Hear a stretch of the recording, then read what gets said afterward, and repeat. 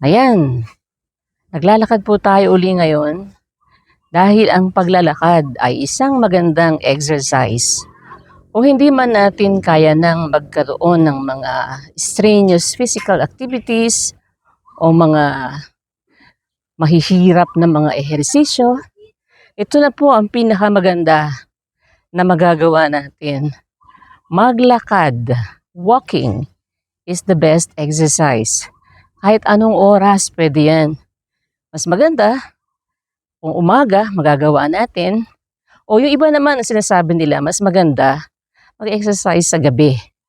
Kasi hindi nga masyadong mainit pag maglalakad ka, medyo komportable, pero depende rin po sa lugar yon. May mga lugar naman na paggabi delikado na, hindi ka na dapat maglakad doon. Pero kung umaga, maliwanag pa, yan, medyo safe maglakad. Kaya maglakad po tayo. Lakad tayo dahil ang paglalakad ay magandang ehersisyo.